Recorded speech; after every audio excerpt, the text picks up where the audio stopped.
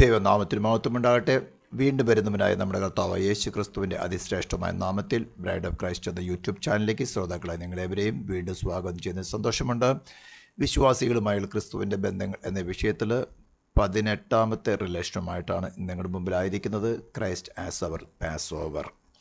ഈ വിഷയങ്ങളുമായിട്ട് ബന്ധപ്പെടുന്നതിന് മുമ്പ് ഇതിനോട് അനുബന്ധമായ ചില വചനങ്ങൾ ആദ്യമേ തന്നെ വായിച്ചതിന് ശേഷം ഇതിലേക്ക് പ്രവേശിക്കാൻ ആഗ്രഹിക്കുകയാണ്. പുറപ്പാടിൻ്റെ പുസ്തകം 12ാം അധ്യായത്തിലാണല്ലോ ഇതിനെക്കുറിച്ചുള്ള വിവരണങ്ങൾ കൊടുത്തിരിക്കുന്നത്. അതിൻ്റെ ആദ്യ വചനങ്ങൾ കുറച്ച് വായിച്ചതിന് ശേഷം പുതിയ നിയമമായിട്ടുള്ള ബന്ധം എന്താണെന്ന് വളരെ വ്യക്തമായിട്ട് മനസ്സിലാക്കിയതിന് ശേഷം മുന്നോട്ട് പോകാനാണ് ആഗ്രഹിക്കുന്നത്. പലർക്കും പല ഉപദേശങ്ങളും നമുക്ക് പഴയ നിയമത്തിൻ്റെ ആവശ്യമില്ല, പുതിയ നിയമം മതി എന്നൊക്കെ ചിന്താഗതി പലയിടത്തും പ്രസംഗിച്ച് കേൾക്കുന്നുണ്ട്. പഴയ നിയമത്തിലാണ് ആഴമേറിയ ഉപദേശങ്ങളുടെ അടിസ്ഥാനങ്ങൾ കിടക്കുന്നത്.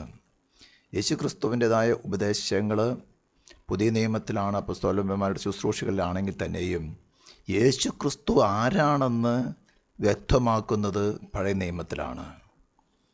പഴയ നിയമത്തിൽ, അതായത് തിരുവെഴുത്തുകളിൽ വെളിപ്പെട്ടിരിക്കുന്നവൻ തന്നെയാണ് യേശു എന്ന് തെളിയിക്കുന്നതായിരുന്നു കർത്താവായ യേശുക്രിസ്തുവിൻ്റെയും അപ്പോസ്തലന്മാരുടെയും ശുശ്രൂഷകൾ.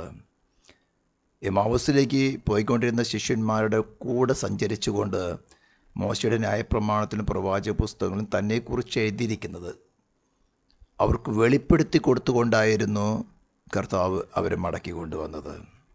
അപ്പോൾ പഴയ നമുക്ക് ഉപേക്ഷിച്ച് കളയാനുള്ളതല്ല, അതിൻ്റെ സീരിയസ്നെസ് ലഘൂകരിക്കാനുള്ളതല്ല. ക്രിസ്തു ആരാണെന്ന് വെളിപ്പെടുത്തുന്നത് പഴയ നിയമത്തിലാണ്. ആ പഴയ നിയമത്തിൽ വെളിപ്പെടുത്തിയിരിക്കുന്ന ക്രിസ്തു തന്നെയാണ് യേശു എന്ന് തെളിയിക്കുന്നതായിരുന്നു യേശുവിൻ്റെയും അപ്പോസ്തലന്മാരുടെയും ശുശ്രൂഷ. ഇത് വളരെ മനസ്സിലാക്കിയെടുക്കണം. അപ്പോൾ അതിനകത്തൊരു ഭാഗമാണ് പെസഹ എന്നുള്ളത്. അതുകൊണ്ട് തന്നെ പഴയ നിയമത്തിൽ ആദ്യം വായിച്ചതിന് ശേഷം അത് പുതിയ നിയമത്തിൽ എങ്ങനെയാണ് നിവർത്തിക്കപ്പെടുന്നത്, നമ്മളുമായിട്ടുള്ള വ്യക്തിപരമായ ബന്ധം എന്താണ്, നമ്മുടെ പ്രാണനുമായിട്ടുള്ള ബന്ധം എന്താണെന്ന് വെളിപ്പെടുത്തുവാനാണ് ആഗ്രഹിക്കുന്നത്. പുറപ്പാട് പുസ്തകം 12ാം അധ്യായത്തിൻ്റെ 1 തുടങ്ങിയുള്ള ചില വാക്യങ്ങൾ ഞാൻ ആദ്യം വായിച്ചതിന് ശേഷം പുതിയ നിയമത്തിലേക്ക് വരാം. യഹോവ മോശയോടും അഹരോനോടും മിസ്രയീം ദേശത്ത് വെച്ച് അരുളിച്ചെയ്തത് എന്തെന്നാൽ, ഈ മാസം നിങ്ങൾക്ക് മാസങ്ങളുടെ ആരംഭമായി ആണ്ടിലെ 1-ാം മാസമായിരിക്കണം. നിങ്ങൾ ഇസ്രായേലിലെ സർവ്വസംഘത്തോടും പറയേണ്ടത് എന്തെന്നാൽ, ഈ മാസം 10-ാം തീയതി അതത് കുടുംബത്തിന് ഒരു ആട്ടിൻകുട്ടി വീതം ഓരോരുത്തൻ ഓരോ ആട്ടിൻകുട്ടിയെ എടുക്കണം. ആട്ടിൻകുട്ടിയെ തിന്നുവാൻ വീട്ടിലുള്ളവർ പോരായെങ്കിൽ ആളുകളുടെ എണ്ണത്തിന് ഒത്തവണ്ണം അവനും അവൻ്റെ വീട്ടിനടുത്ത് അയൽക്കാരന് കൂടി അതിനെ എടുക്കണം. ഓരോരുത്തൻ തിന്നുന്നതിന് ഒത്തവണ്ണം കണക്ക് നോക്കി നിങ്ങൾ ആട്ടിൻകുട്ടിയെ എടുക്കണം. ആട്ടിൻകുട്ടി ഊനമില്ലാത്തതും 1 വയസ്സ് പ്രായമുള്ള ആണുമായിരിക്കണം. അത് ചെമ്മരിയാടോ കോലാടോ ആകാം. ഈ മാസം 14-ാം തീയതി വരെ അതിനെ സൂക്ഷിക്കണം. ഇസ്രായേൽ സഭയുടെ കൂട്ടമെല്ലാം സന്ധ്യാസമയത്ത് അതിനെ അറുക്കണം. അതിൻ്റെ രക്തം കുറേ എടുത്ത് തങ്ങൾ തിന്നുന്ന വീടുകളുടെ വാതിലിൻ്റെ കട്ടൽ കല്ലണ്ടിന്മേലും കുറുമ്പടിന്മേലും പുരട്ടണം. അന്ന് രാത്രി അവർ തീയിൽ ചുട്ടതായിട്ടുള്ള മാംസം പുളിപ്പില്ലാത്തപ്പം തിന്നണം. കയ്പിച്ചിരിയോടുകൂടി അത് തിന്നണം. തലയും കാലും അന്തർഭാഗങ്ങളുമായി തീയിൽ ചുട്ടിട്ടല്ലാതെ പച്ചയായിട്ടോ വെള്ളത്തിൽ പുഴുങ്ങിയതായിട്ടോ തിന്നരുത്. പിറ്റന്നാൾ കാലത്തേക്ക് അതിലൊന്നും ശേഷിപ്പിക്കരുത്. പിറ്റന്നാൾ കാലത്തേക്ക് ശേഷിക്കുന്നത് നിങ്ങൾ തീയിലിട്ട് ചുട്ടുകളയണം. അരകെട്ടിയും കാലിന് ചെരുപ്പിട്ടും കയ്യിൽ വടി പിടിച്ചും കൊണ്ട് നിങ്ങൾ തിന്നണം. തിടുക്കത്തോടെ നിങ്ങൾ തിന്നണം. അത് യഹോവയുടെ പെസഹയാകുന്നു. ഈ രാത്രി ഞാൻ മിസ്രയീം ദേശത്തുകൂടി കടന്ന് മിസ്രയീം ദേശത്തുള്ള മനുഷ്യൻ്റെയും മൃഗത്തിൻ്റെയും കടിഞ്ഞൂലിനെ ഒക്കെയും സംഹരിക്കും. മിസ്രയീമിലെ സകല ദേവന്മാരിൽ ഞാൻ ന്യായവിധി നടത്തും. ഞാൻ യഹോവയാകുന്നു. നിങ്ങൾ പാർക്കുന്ന വീടുകളിന്മേൽ രക്തം അടയാളമായിരിക്കും. ഞാൻ രക്തം കാണുമ്പോൾ നിങ്ങളെ ഒഴിഞ്ഞു കടന്നു പോകും. ഞാൻ മിസ്രയീം ദേശത്തെ ബാധിക്കുന്ന ബാധ നിങ്ങൾക്ക് നാശികേതുവായി തീരുകയില്ല. ഈ ദിവസം നിങ്ങൾക്ക് ഓർമ്മനാളായിരിക്കണം. നിങ്ങൾ അത് യഹോവയ്ക്ക് ഉത്സവമായി ആചരിക്കണം. തലമുറ നിത്യനിയമമായി അത് ആചരിക്കണം. തുടർന്ന് പെസഹ എന്ന ഉത്സവത്തിനോട് ചേർന്ന് വരുന്ന അടുത്ത ഉത്സവമാണ് പുളിപ്പില്ലാത്ത അപ്പത്തിൻ്റെ ഉത്സവം. ഇത് വളരെ വ്യക്തമായിട്ട് പുതിയ നിയമസഭയും വിശ്വാസികളും മനസ്സിലാക്കേണ്ടതാണ്. അബീബ് മാസം 14-ാം തീയതി സന്ധ്യാസമയത്ത് പെസഹ ആചരിച്ചാൽ, അബീബ് മാസം 14-ാം തീയതി സന്ധ്യാസമയം തുടങ്ങി 21-ാം തീയതി സന്ധ്യാസമയം വരെയും ആചരിക്കുന്ന 7 ദിവസം ആചരിക്കുന്ന ഉത്സവമാണ് പുളിപ്പില്ലാത്ത അപ്പത്തിൻ്റെ പെരുന്നാളെന്ന ഉത്സവം. ഇത് വളരെ മനസ്സിലാക്കിയാലാണ് ഇത് തമ്മിലുള്ള റിലേഷൻ, വ്യക്തിപരമായിട്ട് നമ്മുടെ ജീവിതത്തിലുള്ള റിലേഷൻ എന്താണെന്ന് മനസ്സിലാകുന്നത്. പുളിപ്പത്തിൻ്റെ അല്പത്തിൻ്റെ ഉത്സവത്തെക്കുറിച്ചുള്ള വിവരണം ആരംഭിക്കുന്നത് 15-ാം വാക്യം തുടങ്ങിയാണ്. 7 ദിവസം നിങ്ങൾ പുളിപ്പില്ലാത്ത അപ്പം തിന്നണം. 1-ാം ദിവസം തന്നെ പുളിച്ച മാവ് നിങ്ങളുടെ വീടുകളിൽ നിന്ന് നീക്കണം. 1-ാം ദിവസം മുതൽ 7-ാം ദിവസം വരെ ആരെങ്കിലും പുളിപ്പുള്ള അപ്പം തിന്നാൽ അവനെ ഇസ്രായേലിൽ നിന്ന് ഛേദിച്ച് കളയണം. ഒന്നാം ദിവസത്തിലും 7-ാം ദിവസത്തിലും നിങ്ങൾക്ക് വിശുദ്ധ സഭായോഗമുണ്ടാകണം. അന്ന് അവരവർക്ക് വേണ്ടുന്ന ഭക്ഷണം ഒരുക്കുകയല്ലാതെ ഒരു വേലയും ചെയ്യരുത്. പുളിപ്പില്ലാത്ത അപ്പത്തിൻ്റെ പെരുന്നാൾ നിങ്ങൾ ആചരിക്കണം. ഈ ദിവസത്തിൽ തന്നെയാവുന്നു ഞാൻ നിങ്ങളുടെ ഗണങ്ങളെ മിസ്രൈം ദേശത്തുനിന്ന് പുറപ്പെടുവിച്ചിരിക്കുന്നത്. അതുകൊണ്ട് ഈ ദിവസം തലമുറയെ നിത്യനിയമമായി നിങ്ങൾ ആചരിക്കണം. 1-ാം മാസം 14-ാം തീയതി വൈകുന്നേരം മുതൽ ഈ മാസം 21-ാം തീയതി വൈകുന്നേരം വരെ നിങ്ങൾ പുളിപ്പില്ലാത്ത അപ്പം തിന്നണം. 7 ദിവസം നിങ്ങളുടെ വീടുകളിൽ പുളിച്ച മാവ് കാണരുത്. ആരെങ്കിലും പുളിച്ച് തിന്നാൽ പരദേശിയായാലും സ്വദേശിയായാലും അവനെ ഇസ്രായേൽ സഭയിൽ നിന്ന് ഛേദിച്ച് കളയണം. പുളിച്ചത് യാതൊന്നും നിങ്ങൾ തിന്നരുത്. നിങ്ങളുടെ വാസസ്ഥലങ്ങളിലെല്ലാം പുളിപ്പില്ലാത്ത അപ്പം തിന്നണം. അനന്തരം മോശ ഇസ്രായേൽ മൂപ്പന്മാരെ ഒക്കെയും വിളിച്ച് അവരോട് പറഞ്ഞത്, നിങ്ങൾ നിങ്ങളുടെ കുടുംബങ്ങൾക്ക് ഒത്തുവേണം ഓരോ ആട്ടിൻകുട്ടിയെ തിരഞ്ഞെടുത്ത് പെസഹ അർപ്പിൻ. ഈസോപ്പ് ചെടിയുടെ ഒരു കെട്ട് എടുത്ത് കിണ്ണത്തിലുള്ള രക്തം മുക്കി കിണ്ണത്തിലുള്ള രക്തം കുടുംബടിമേലും കട്ടങ്ങൾ രണ്ടുപേരും തേക്കണം. പിറ്റന്നാൾ വെളുക്കും വരെ നിങ്ങളിൽ ആരും വീടിന് വാതിലിന് പുറത്തിറങ്ങരുത്. യഹോവ മിസ്രൈമ്യരെ ദണ്ഡിപ്പിക്കേണ്ടതിന് കടന്നു വരും. എന്നാൽ കുറുമ്പടിമേലും കട്ടൽക്കാൽ രണ്ടിന്മേലും രക്തം കാണുമ്പോൾ യഹോവ വാതിലൊഴിഞ്ഞ് കടന്നു പോകും. നിങ്ങളുടെ വീടുകളിൽ നിങ്ങളെ ദണ്ഡിപ്പിക്കേണ്ടതിന് സംഹാരകൻ വരുവാൻ സമ്മതിക്കുകയുമില്ല. ഈ കാര്യം നീയും പുത്രന്മാരും നിത്യനിയമമായി ആചരിക്കണം. യഹോവ അരുളിച്ചതുപോലെ നിങ്ങൾക്ക് തരുവാനിരിക്കുന്ന ദേശത്ത് നിങ്ങൾ എത്തിയ ശേഷം നിങ്ങൾ ഈ കർമ്മം ആചരിക്കണം. ഇനി അതിൻ്റെ 45-ാം വാക്യം തുടങ്ങിയെന്ന് വായിക്കാൻ ആഗ്രഹിക്കുകയാണ്.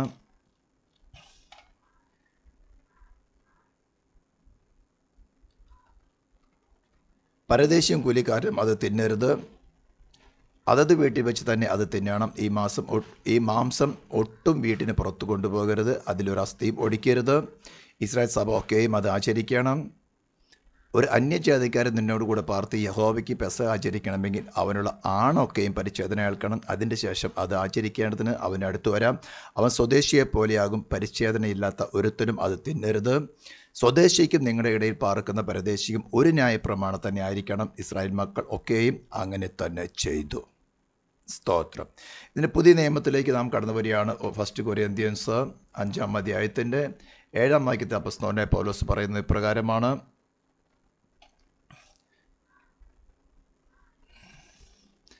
5-ാം അധ്യായത്തിൻ്റെ 7-ാം വാക്യം, നിങ്ങൾ പുളിപ്പില്ലാത്തവരായിരിക്കാൻ തക്കവണ്ണം പുതിയ പിണ്ടമാകേണ്ടതിന് പഴയ പുളിമാവിനെ നീക്കിക്കളവീൻ. പുളിപ്പില്ലാത്ത അപ്പത്തിൻ്റെ പെരുന്നാളിനോട് അനുബന്ധിച്ച് 15-ാം വാക്യം നാം വായിച്ചു. 1-ാം ദിവസം തന്നെ ഓരോരുത്തരും താങ്കളുടെ വീടുകളിൽ നിന്ന് പുളിച്ചതെല്ലാം നീക്കിക്കളയണം. വളരെ വ്യക്തമായിട്ട് അപ്പോസ്തലനായ പൗലോസ് കൊരിന്ത്യർക്ക് എന്ന സഭയ്ക്കകത്ത് കൊരിന്ത്യ സഭയ്ക്കകത്ത് അല്പമില്ലാത്ത പുളിപ്പുകളൊക്കെ ഉണ്ടായിരുന്നു. ഡിവിഷൻസിൻ്റെ പുളിപ്പുകൾ. അപ്പോലോസിൻ്റെ പക്ഷക്കാർ, പൗലോസിൻ്റെ പക്ഷക്കാർ, ക്രിസ്തുവിൻ്റെ പക്ഷക്കാർ, അപ്പൻ്റെ ഭാര്യയെ അതായത് ഇളയമയെ വെച്ചുകൊണ്ടിരിക്കുന്നവർ, അങ്ങനെ പല വിധത്തിലുള്ളതായിട്ടുള്ള വ്യഭിചാര പ്രവൃത്തികൾക്ക് പോയിട്ട് കർത്തൃമേശയിൽ പങ്കെടുക്കുന്നവർ, അങ്ങനെ പല വിധത്തിലുള്ള പുളിപ്പുകളും നിറഞ്ഞിരുന്ന ഒരു സഭയായിരുന്നു. കൃപാവരങ്ങളിൽ ഒന്നിലും കുറവില്ലാതിരുന്നിട്ടും ഇത്തരം പുളിപ്പുകളാൽ നിറഞ്ഞിരുന്ന ഒരു സഭയായിരുന്നു കൊരിന്തി സഭ. ആ കൊരിന്തി സഭയ്ക്ക് ആദ്യമേ പുളിപ്പുകളെക്കുറിച്ചുള്ള ഒരു വിവരണമൊക്കെ കൊടുത്തതിന് ശേഷം 5, 1, 2, 3, 4, 5, 6 അധ്യായങ്ങളിലും കൊടുത്തതിന് ശേഷം 5-ാം അധ്യായത്തിൽ വിവരിക്കുന്ന കാര്യമാണ്, നിങ്ങൾ പുളിപ്പില്ലാത്തവരായിരിക്കാൻ തക്കവണ്ണം പുതിയ പിണ്ടമാകേണ്ടതിന് പഴയ പുളിമാവിനെ നീക്കിക്കളവീൻ. ജഡത്തിൽ വസിച്ചിരുന്ന സമയത്ത് ഉണ്ടായിരുന്നതായിട്ടുള്ള പുളിപ്പുകളും കൂടെ കൊണ്ട് നടന്നാൽ പെസഹ ആചരിക്കാൻ സാധ്യമല്ല. എന്നിട്ട് പറയാണ്, നമ്മുടെ പെസഹ കുഞ്ഞാട് മറക്കപ്പെട്ടിരിക്കുന്നു, ക്രിസ്തു തന്നെ. ഇനി ഇതിൻ്റെ വിവരണങ്ങളിലേക്ക് കടന്നു വരുമ്പോൾ ചില പ്രധാനപ്പെട്ട വിഷയങ്ങൾ ചിന്തിക്കുവാൻ ആഗ്രഹിക്കുകയാണ്. ഇതിനെ നമുക്ക് അറിയുന്ന കാര്യങ്ങളായതുകൊണ്ട് ഇനി തുടർന്ന് വിവരിക്കുന്നതിന് മുമ്പ് ഞാൻ പറയാൻ ആഗ്രഹിക്കുന്നത്, ഈ സബ്ജക്റ്റിൽ ദ ഫെസ്റ്റിവൽസ് ഓഫ് ഗോഡ് എന്ന് പറഞ്ഞുകൊണ്ട് ഫസ്റ്റ് ഫെസ്റ്റിവലായ ദ പാസ് ഓവർ എന്ന 2 എപ്പിസോഡും, അതിനുശേഷം പുളിപ്പില്ലാത്ത അപ്പത്തിൻ്റെ പെരുന്നാൾ എന്ന 2 എപ്പിസോഡും, അതിനുശേഷം എന്താണ് ഈ തീയിൽ ചുട്ടതായിട്ടുള്ള മാംസം പുളിപ്പില്ലാത്ത അപ്പത്തോടും കയ്പിച്ചിരിയോടും കൂടെ തിന്നുന്നത്, അല്ലെങ്കിൽ കർത്താവ് തന്നെ നേരിട്ട് പറഞ്ഞു, എൻ്റെ മാംസം തിന്നാതെയും എൻ്റെ രക്തം പാനം ചെയ്യാതെ ഇരിക്കുന്നതിൻ്റെ ഉള്ളിൽ ജീവനില്ല എന്നത് the hard sayings of the Bible എന്ന ഒരു എപ്പിസോഡും ഞാൻ ഈ സൈറ്റിലിട്ട് യൂട്യൂബ് ചാനലിൽ ഇട്ടിട്ടുണ്ട്. അതിൻ്റെ ലിങ്കുകൾ താഴെ ഡിസ്ക്രിപ്ഷനിൽ നോക്കിയാൽ ഇതുവരെയും കാണാത്തവർക്ക് അത് കാണണം. അത് കണ്ടാൽ മാത്രമേ നിങ്ങൾക്ക് ഇതിൻ്റെ സീരിയസ്നെസ് മനസ്സിലാക്കുകയുള്ളൂ. ഞാൻ ഇവിടെ വളരെ ഹ്രസ്വമായിട്ട് മാത്രമേ അതിനെ വിവരിക്കാൻ ആഗ്രഹിക്കുന്നുള്ളൂ. അതുകൊണ്ട് ആ കാര്യങ്ങൾ വളരെ സീരിയസ് ആയിട്ട് ചിന്തിക്കുവാൻ ആഗ്രഹിക്കുകയാണ്. നിങ്ങൾ അതറിഞ്ഞാൽ മാത്രമേ നിങ്ങൾക്ക് യഥാർത്ഥ ഒരു വിശ്വാസ ജീവിതം പുലർത്തുവാൻ സാധിക്കുകയുള്ളൂ. ഞാൻ ഇതിനകത്ത് പ്രധാനപ്പെട്ട ചില കാര്യങ്ങൾ മലയാളത്തിൽ വിവരിക്കാൻ ആഗ്രഹിക്കുകയാണ്. സംഹാരദൂതൻ നമ്മെ കടന്നു പോകുന്നതിന് സംഹാരദൂതൻ നമ്മെ കടന്നു പോകുന്നതിനും നാം പാപത്താൽ കൊല്ലപ്പെടാതിരിക്കുന്നതിനുമുള്ള ഒരേയൊരു കാരണം നമ്മുടെ പെസഹ കുഞ്ഞാടായ ക്രിസ്തു തൻ്റെ സ്വന്തം രക്തത്താൽ നമ്മുടെ ആത്മാക്കളുടെ വാതിലുകളിൽ തെളിച്ചതുകൊണ്ടാണെന്ന് ഒരാൾ മനസ്സിലാക്കേണ്ടതുണ്ട്. യഹോവയായ ദൈവമാണ് മിസ്രൈം ദേശത്തു കൂടെ കടന്നു പോകുന്നത്. എവിടെ രക്തം തെളിക്കപ്പെട്ടിരിക്കുന്നോ ആ രക്തത്തിൻ്റെ മറവിലാണോ, ആ വീടിൻ്റെ ഉള്ളിലാണോ വ്യക്തി ഇരിക്കുന്നതെങ്കിൽ സംഹാരദൂതൻ അവിടെ വരുവാൻ യഹോവ അനുവദിക്കുകയില്ല. സംഹാരദൂതൻ അവൻ്റെ ഇഷ്ടത്തിനല്ല പ്രവർത്തിക്കുന്നത്, യഹോവയാണ് നോക്കുന്നത്. യഹോവയാണ് സംഹാരദൂതന് വരുവാൻ അനുവാദം കൊടുക്കുന്നത്. എവിടെ രക്തമുണ്ടോ ആ രക്തം തെളിച്ച് വീട് മാത്രമല്ല, ആ വീടിൻ്റെ ഉള്ളിൽ വ്യക്തി ആ വീടിൻ്റെ ഉള്ളിലാണോ ഇരിക്കുന്നത് എന്നുള്ളത് നോക്കുന്നത് യഹോവയാണ്. മാനുഷികമായ കണ്ണുകൾ കൊണ്ടോ, ഒരു ഡിനോമിനേഷൻ്റെ കണ്ണുകൾ കൊണ്ടോ, ഒരു പാസ്റ്ററിൻ്റെ കൺവെൻഷൻ കൊണ്ടോ, ഒരു പുരോഹിതൻ്റെയോ ഒരു പോപ്പിൻ്റെയോ ഒരു മെത്രാൻ്റെയോ ഒരു കർദിനാളിൻ്റെ കണ്ണുകൾ കൊണ്ടല്ല നോക്കുന്നത്. അഗ്നിജ്വാലയ്ക്കൊത്തോണം കണ്ണുള്ളവൻ, ഹൃദയത്തിൻ്റെ അന്തരേന്ദ്രിയങ്ങളെ ശോധന ചെയ്ത് അറിയുന്നവനെ കണ്ണുകൊണ്ടാണ് നോക്കുന്നത്. നീ ആ രക്തത്തിൻ്റെ മറവിലാണോ ഇരിക്കുന്നത്, അല്ലെങ്കിൽ നീ വാതിന് പുറത്തു പോയിട്ടുണ്ടോ? അതിൻ്റെ 22-ാം അധ്യായത്തിൽ, പുറപ്പാടിൻ്റെ പുസ്തകം 12-ാം അധ്യായത്തിൻ്റെ 22-ാം വാക്യത്തിൽ നാം വായിക്കുകയുണ്ടായിരുന്നു. ആ രാത്രി ഞാൻ വാക്യം ഒന്നും കൂടി എടുത്ത് വായിക്കാൻ ആഗ്രഹിക്കുകയാണ്. പലരും ആ വാക്യം ശ്രദ്ധിച്ചിട്ടുണ്ടോ എന്ന് അറിയില്ല. പുറപ്പാടിൻ്റെ പുസ്തകം 12-ാം അധ്യായത്തിൻ്റെ 22-ാം വാക്യം.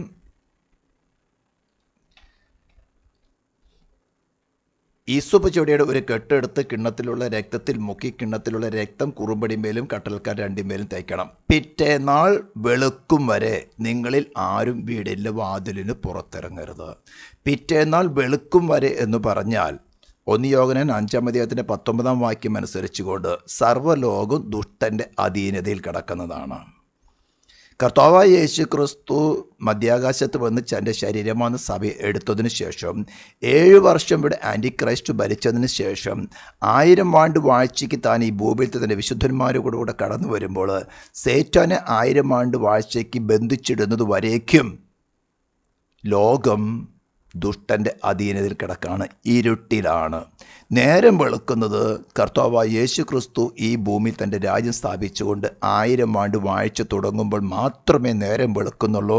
അതായത് യേശു ക്രിസ്തുവിൽ വിശ്വസിക്കുന്ന ഒരു വ്യക്തി തൻ്റെ ഹൃദയത്തിൽ യേശു ക്രിസ്തുവിൽ വിശ്വാസത്താൽ ഹൃദയത്തിൽ രക്തത്തിൻ്റെ മുദ്ര ഇട്ടിട്ടുണ്ടെങ്കിൽ തന്നെയും നേരം വെളുക്കുന്നത് വരെ എന്ന് പറഞ്ഞാൽ അവൻ ഈ ശരീരത്തിൽ നിന്ന് വേർപ്പെടുന്നത് വരെയോ കർത്താവായ യേശു ക്രിസ്തു വാനമേഘത്തിൽ പ്രത്യക്ഷത്തിൽ വരുന്നത് വരെയോ ഇതിൻ്റെ ഉള്ളിൽ വസിച്ചാൽ മാത്രമേ ദുഷ്ടനിൽ നിന്ന് രക്ഷപ്പെടാൻ സാധിക്കുകയുള്ളൂ.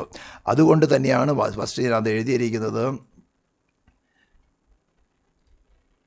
സംഹാരദൂതൻ നമ്മെ കടന്നു പോകുന്നതിനും നാം പാപത്താൽ കൊല്ലപ്പെടാതിരിക്കുന്നതിനുള്ള ഒരേയൊരു കാരണം നമ്മുടെ പെസഹ കുഞ്ഞാടായ ക്രിസ്തു തൻ്റെ സ്വന്തം രക്തത്താൽ നമ്മുടെ ആത്മാക്കളുടെ വാതിലുകളിൽ തളിച്ചതുകൊണ്ടാണെന്ന് ഒരാൾ മനസ്സിലാക്കേണ്ടതുണ്ട്. യേശുവിൻ്റെ രക്തം ചെയ്യുമെന്ന് പറഞ്ഞതുകൊണ്ടായില്ല. നീ ആ രക്തത്തിൻ്റെ മറവിൽ തന്നെയാണോ വസിക്കുന്നത്? അല്ലെങ്കിൽ പ്രലോഭനങ്ങളോ പ്രതികൂല സാഹചര്യങ്ങളോ വരുമ്പോൾ നീ ആ രക്തത്തിൻ്റെ മറവ് കടന്നുകൊണ്ട് ജഡത്തിൽ ആശ്രയിക്കുകയോ ലോകത്തിൽ ആശ്രയിക്കുകയോ ദുഷ്ടാത്മസേനകൾ ആശ്രയിക്കുകയോ അതിൻ്റെ ശുശ്രൂഷകന്മാരിൽ ആശ്രയിക്കുകയോ ചെയ്താൽ, ശുശ്രൂഷകന്മാരെന്ന് പറഞ്ഞു കഴിഞ്ഞാൽ ക്രൂശിക്കപ്പെട്ടവനായ ക്രിസ്തുവിൻ്റെ സുവിശേഷമല്ലാതെ മറ്റേതൊരു സുവിശേഷത്തിൽ കൂടെയോ പ്രബോധനങ്ങളിൽ കൂടെയോ പ്രവചനങ്ങളിൽ കൂടെയോ ഈ ലോകത്തിലേക്ക് നീ ആകർഷിക്കപ്പെട്ടാൽ നിന്നെ കൊല്ലുവാൻ തന്നെ സംഹാരദൂതനെ ദൈവം അനുവദിക്കും. ദൈവം തൻ്റെ വചനത്തിൽ നിന്ന് മാറുന്നവനല്ല. ദൈവനീതിക്ക് പൂർണ്ണ തൃപ്തി വരുമാറ് തൻ്റെ പുത്രനെ നൽകിയവനായ ദൈവം തൻ്റെ നിയമവ്യവസ്ഥയ്ക്ക് മാറ്റം വരുന്നവനല്ല എന്ന് ശരിയായിട്ട് മനസ്സിലാക്കണം. രണ്ടാമത്, പരിശുദ്ധാത്മാവിനാൽ വെളിപ്പെടുമ്പോൾ ആത്മാവുമായുള്ള ക്രിസ്തുവിൻ്റെ ഈ ബന്ധത്തിൽ ആഴമായ പാപവും പ്രലോഭനവും കീഴടക്കുന്ന ആത്മീയതയുണ്ട്. നീ ക്രിസ്തുവിൻ്റെ രക്തത്തിൻ്റെ മറവിലാണെങ്കിൽ എന്തെല്ലാം ടെംപ്റ്റേഷൻ നിൻ്റെ പുറത്ത് നിൻ്റെ സോളിനകത്ത് വെളിപ്പെട്ടാലും, നമ്മുടെ സോളിനകത്ത് ജഡം വസിക്കുന്നത് കൊണ്ട് എപ്പോഴും ഈ ലോകത്തിലേക്കുള്ള ചായ്വുണ്ട്. പക്ഷേ ഈ രക്തത്തിൻ്റെ മറവിലാണെങ്കിൽ സംഹാരദൂതൻ തന്നെ കൊല്ലുവാൻ ദൈവം അനുവദിക്കുകയില്ല. മൂന്നാമത്തെ പോയിന്റ്, കുഞ്ഞാടിനെ കൊല്ലുന്നതിന് കാരണം നമ്മുടെ പാപങ്ങളാണെന്ന് നാം മനസ്സിലാക്കണം. അവൻ്റെ രക്തം നമ്മുടെ സംരക്ഷണം, നമ്മുടെ ഏക ആശ്രയമാണ്. നമ്മുടെ പാപത്തിന് പരിഹാരമുണ്ടാക്കുവാൻ തക്കവണ്ണമാണ്. ഇത് ശരിയായ പെന്തിക്കോസ്ത് ഗോളത്തിൽ നിന്ന് എത്രമാത്രം ആഴത്തിൽ ദൈവരാജ്യം എങ്ങനെ എക്സിസ്റ്റ് ചെയ്യുന്നു എന്ന് പഠിപ്പിക്കുന്നുണ്ടോ എന്ന് എനിക്കറിയുന്നില്ല.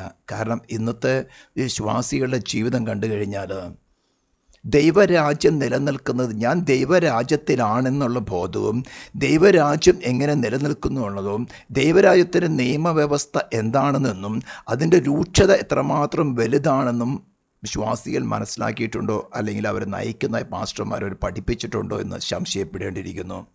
ദൈവം തൻ്റെ നിയമവ്യവസ്ഥയ്ക്ക് ഭേദഗതി വരുത്തുന്നവനല്ല. 89-ാം സങ്കീർത്തനത്തിൽ വളരെ വ്യക്തമായി വിവരിച്ചിട്ടുള്ള കാര്യമാണ്. മാനവജാതിയുടെ മുമ്പിൽ ദൈവമല്ല ശിക്ഷ വിധിച്ചത്, ദൈവിക ഭരണകൂടമാണ് ശിക്ഷ വിധിക്കുന്നത്.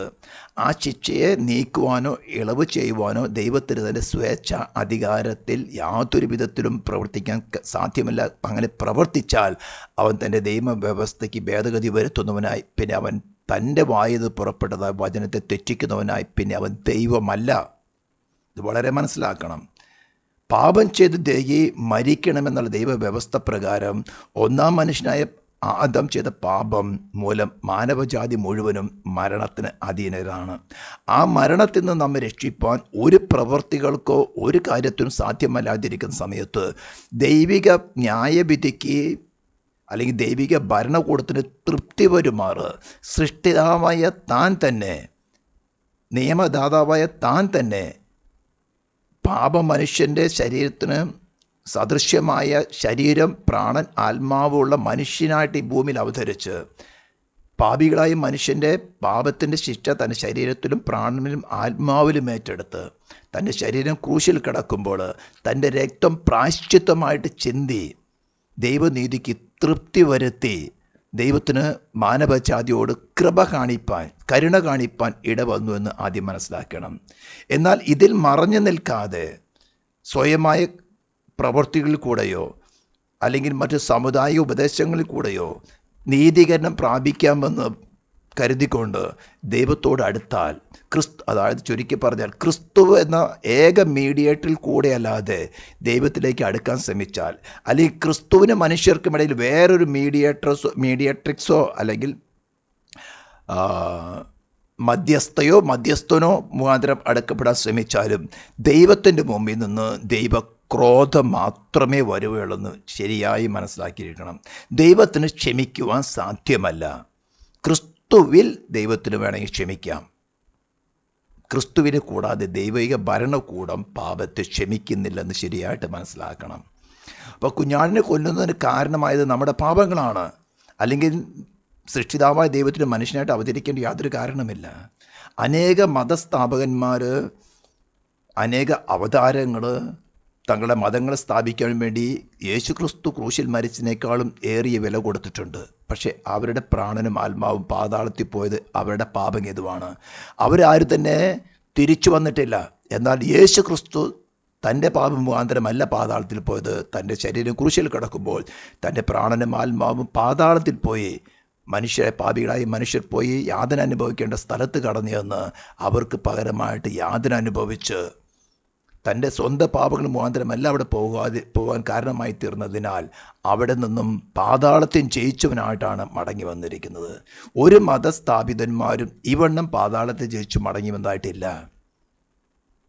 അതുകൊണ്ടാണ് ദൈവം ഒരുവനല്ലോ, ദൈവത്തിനും മനുഷ്യർക്കും ഇടയിൽ ഏക മധ്യസ്ഥൻ, എല്ലാവർക്കും വേണ്ടി തന്നെത്താൻ മറുവിലായി തീർന്ന മനുഷ്യനായ ക്രിസ്തു യേശു എന്ന് പറയാൻ കാരണം. ഹല്ലേലൂയ.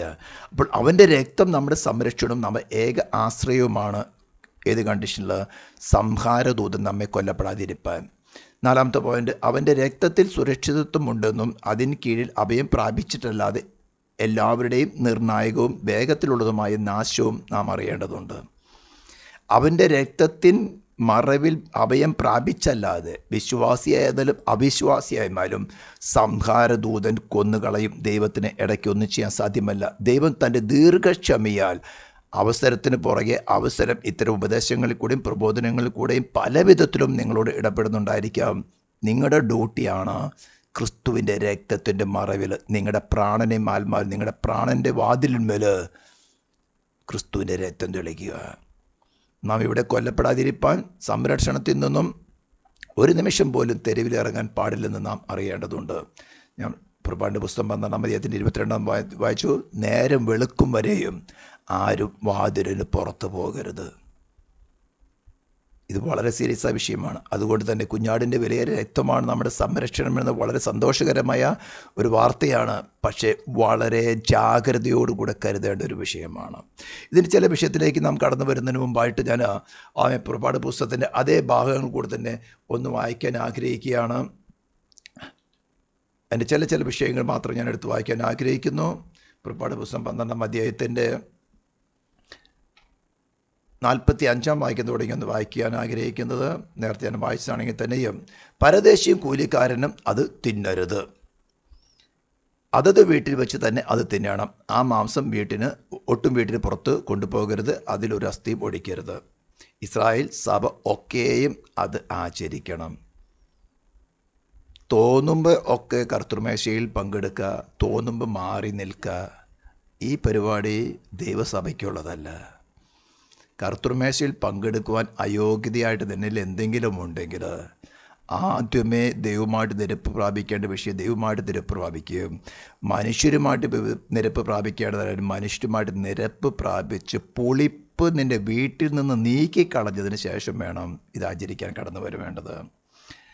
ഒരു അന്യജാതിക്കാരൻ നിന്നോട് കൂടെ പാർത്ത് യഹോവയ്ക്ക് പെസഹ ആചരിക്കണമെങ്കിൽ അവനുള്ള ആണൊക്കെയും പരിച്ഛേദന ഏൽക്കണം. അതിൻ്റെ ശേഷം അത് ആചരിക്കേണ്ടതിന് അവന് അടുത്തു വരാം. അവൻ സ്വദേശിയെ പോലെയാകും. പരിച്ഛേദനയില്ലാത്ത ഒരുത്തിനും അത് തിന്നരുത്. അപ്പോൾ പരിച്ഛേദന എന്ന് കാണിക്കുകയാണെന്ന് നമുക്ക് റോമാലേഖനം വളരെ ഡീറ്റെയിൽ ആയിട്ട് തന്നെ അപ്പോസ്തലനായ പൗലോസ് തന്നെ റോമാലേഖനത്തിൽ വിവരിക്കുന്നുണ്ട്. അക്ഷരത്തിലുള്ള പരിച്ഛേദനയല്ല, കൈക്കൊണ്ടുള്ള പരിച്ഛേദനയല്ല, ആത്മാവിലെ ഹൃദയ പരിച്ഛേദനയാണ് വിഷയമെന്ന്. അതായത് മാനസാന്തരമാണെന്ന് വിഷയം. ഇത് ഞാനൊന്ന് വിവരിക്കാൻ ആഗ്രഹിക്കുന്നത് അബ്രാഹാമിൻ്റെ തലമുറയെ നാം എടുക്കുകയാണെങ്കിൽ ഇവിടെ ചാർട്ട് നിങ്ങൾക്ക് കാണാൻ സാധിക്കും. സ്തോത്രം. അബ്രാഹാമിൻ്റെ തലമുറ എങ്ങനെയാണെന്ന്. അബ്രാഹാമിന് 15-ാം അധ്യായം ഉൽപ്പത്തിയുടെ പുസ്തകം 15-ാം അധ്യായത്തിൽ ആ വാക്യം ഒന്ന് എടുത്ത് വായിക്കാൻ ആഗ്രഹിക്കുകയാണ്. ഉൽപ്പത്തിയുടെ പുസ്തകം 15-ാം അധ്യായത്തിൻ്റെ 5-ാം വാക്യത്തിൽ പ്രകാരം പറഞ്ഞിരിക്കുന്നത്, അവൻ അവനെ പുറത്ത് കൊണ്ടു ചെന്ന് നീ ആകാശത്തേക്ക് നോക്കുക, നക്ഷത്രങ്ങളെ എണ്ണുവാൻ കഴിയുമെങ്കിൽ എണ്ണുക എന്ന് കൽപ്പിച്ചു. നിന്റെ സന്തതികൾ എന്നല്ല പറഞ്ഞിരിക്കുന്നത്, നിന്റെ സന്തതി ഇങ്ങനെയാകും എന്ന് അവനോട് കൽപ്പിച്ചു. അവൻ യഹോവയിൽ വിശ്വസിച്ചു. എന്താ? നിന്റെ സന്തതി ഇല്ലാതെയിരിക്കെ, സന്തതികൾ ഉണ്ടാകുവാനുള്ള ചാൻസ് പോലും കഴിഞ്ഞ പ്രായമായിരിക്കെ പറയുന്നത് ഇപ്രകാരമാണ്, നിന്റെ സന്തതി ഇങ്ങനെ ആകും എന്ന് അവരോട് കൽപ്പിച്ചു. അതിലവൻ വിശ്വസിച്ചു. അവൻ യഹോവയിൽ വിശ്വസിച്ചു. അത് അവന് നീതിയായി കണക്കിട്ടു. അപ്പോൾ അബ്രാഹാമിന് സന്തതികൾ എന്ന കാര്യമല്ല പറഞ്ഞിരിക്കുന്നത്, സന്തതി എന്ന വിഷയമാണ് പറഞ്ഞിരിക്കുന്നത്. നമ്മൾ വ്യക്തമാക്കി മനസ്സിലാക്കണം. അപ്പോൾ ഈ ചാർട്ട് നോക്കിക്കഴിഞ്ഞാൽ അബ്രാഹാമിന് സാറയിൽ നിന്ന് ഇസഹാക്കിൽ നിന്ന് യാക്കോബ് അങ്ങനെ സന്തതികളുള്ള സമയത്ത് തന്നെ അബ്രാഹാമിന് ഹാഗറിൽ നിന്നും ഒരു 12 ഗോത്രങ്ങളും പിന്നീട് കെതൂറയിൽ നിന്നും ഒരു 6 ഗോത്രങ്ങളും അതിനുശേഷം യേശാവിൽ നിന്ന് ഇസ്മായേലിൻ്റെ തലമുറയിൽ നിന്ന് വേറെയും ചില ഗോത്രങ്ങൾ, ഇങ്ങനെ അനേക സന്തതികൾ അബ്രാഹാമിന് ഉണ്ടായിട്ടുണ്ട്.